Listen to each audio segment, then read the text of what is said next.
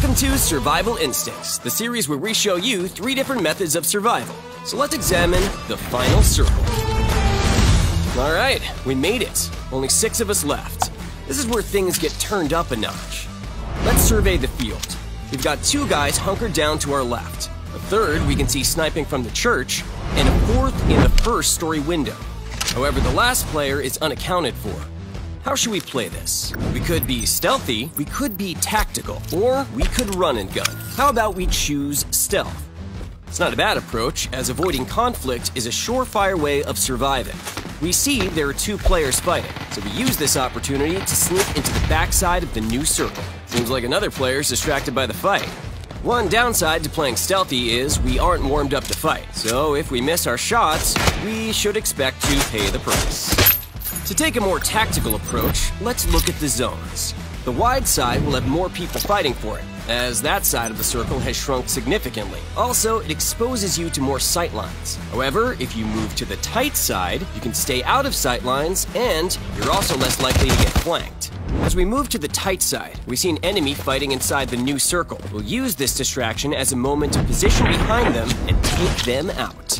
But let's take our time before engaging. If they win their fight, there'll be one less person for us to worry about. That's what I call working smarter, not harder. Now, it's just 3 players left. But unfortunately, the next circle is in the open courtyard. Time to use those handy-dandy smoke grenades. Now with cover, we can slip into the new circle. However, smoke doesn't last forever, so make sure you have a plan for when it goes away. How about we try run and gun? Let's take advantage of the chaos and run straight through the center of the circle.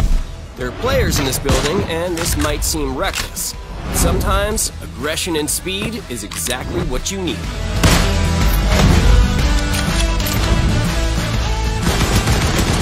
Now just 2 players left. Let's see if we can find our mystery man. There he is. Thank you, level 3 helmet. Sounds like they're fighting. Let's get involved.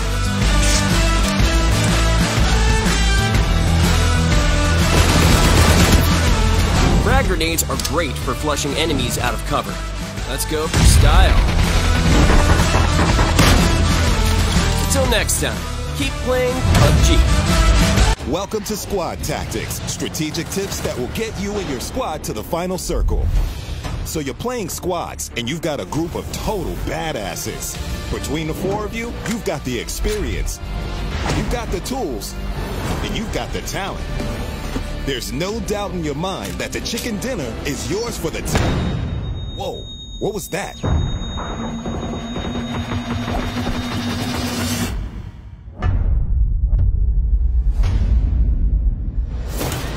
Okay, looks like a more organized squad took you out. Here's a brief look at how to better organize your squad into squad roles. No matter how badass you think your squad is, if you're not organized in some way, you won't get very far. Keep in mind you can organize your team however you want, but take a look at how this team is organized. The squad leader calls the shots and is typically the member with the most game knowledge. The squad leader should be great at spotting enemies and is very handy with weapons like ARs and DMRs. They'll typically scout enemy locations and identify the enemy's movement. They'll then figure out the best route of approach. Hey, there's a squad looting in that house up ahead. Let's get a sniper in the back window and send the fragger to flank around left. Finally, some action. Which brings us to our next squad member, the sniper.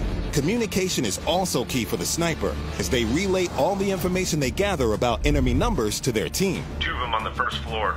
If the sniper is spotted, I'm taking 1 out. they need to be able to assassinate the spotter quickly and quietly. So a sniper rifle with a silencer should be their best friend. No squad is complete without the fragger, or point lead. They're usually the most skilled when it comes to combat. It's up to them to lead any aggressive push or flank into enemy territory.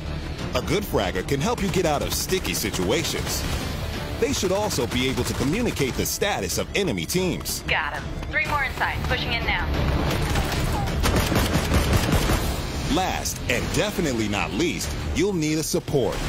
If you have a beginner in your squad, this is a good role for them, as it requires someone who can take direction well. It's good to designate this person as the driver, too.